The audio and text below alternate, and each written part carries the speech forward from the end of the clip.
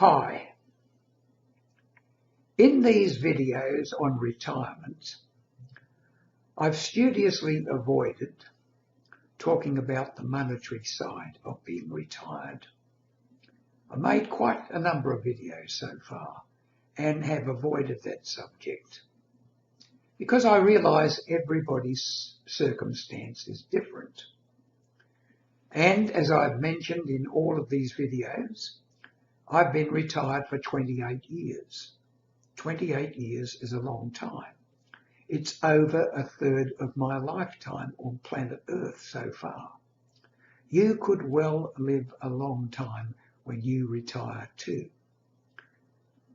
I retired in 1995 at age 59 and I'm now 87.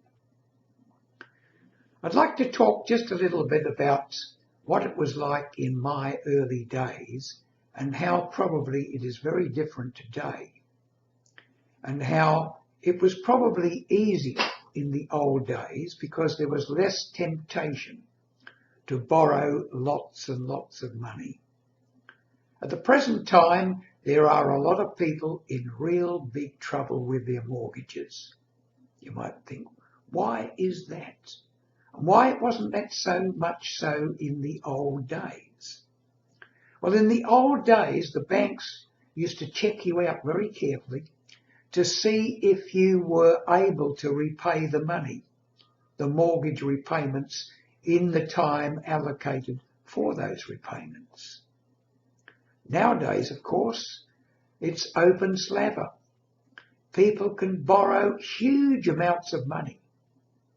Often they don't have to prove that they have the ability to pay it back. And of course today people borrow enough money to buy the dream home immediately.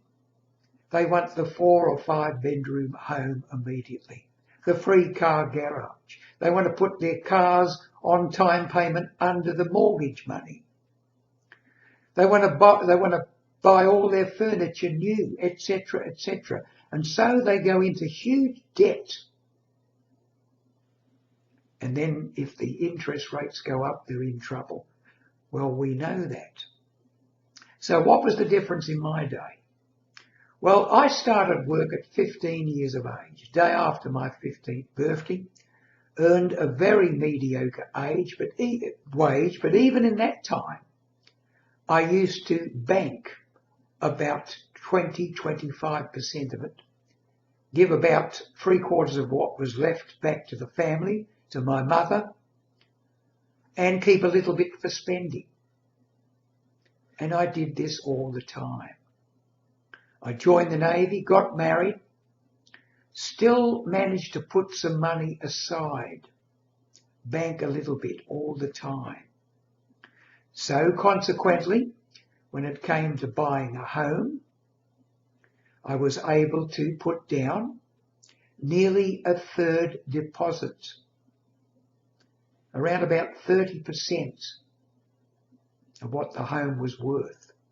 I was able to put up front. That was the sort of thing required in those days. Banks wouldn't even look at you unless you could put up a deposit of, say, 1/4 of what you were borrowing. And of course, as time goes by, you get to the stage where you've got the mortgage paid off, the furniture. Most of the furniture I had was borrowed, or not borrowed, but paid off, time payment, or handed down second hand from various relatives, mothers-in-law, etc. Building that up, starting in a mediocre way and gradually building up instead of wanting everything at once makes such a difference. And then once you've got the mortgage paid off, there's freedom, a sense of freedom. But even at that stage, you need to put a nest egg aside, what you might call an emergency fund, just in case something goes wrong. Doesn't have to be a lot of money, maybe enough money to keep you going if you're out of work for, say, 3 months with no income coming in. Once you've got that put aside, you have a sense of security, which you never had before. You owe no debts. You've got some money in there for emergencies.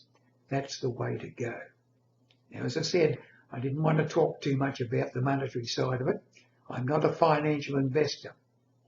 But you need to develop the habits of saving for the future early. This doesn't mean you have to look at your future and say, I'm going to be financially independent in retirement when you're only 25 years of age. Don't think about those things. Think about getting out of debt now. Getting out of debt. The investments, well, if you have enough money to invest in the future, by all means do so. But if you don't, just put an emergency fund aside, and then as you get towards retirement, say 50 and over, now's the time to start thinking, well, I'm going to be retired maybe in 10, 12, 15 years' time. Now's the time to up the super contributions, put as much money aside as you can, but still have enough to get out and enjoy yourself. Go on holidays. Go away for weekends. Life is meant to be enjoyed, not spending your whole time thinking about retirement. Retirement will come. Prepare for it, but don't go overboard. Everything in balance. Remember, the only moment any of us ever have, really, is now. Past is history. Future's a mystery. Put some money aside for that glorious mystery, but don't spend your whole life worrying about it.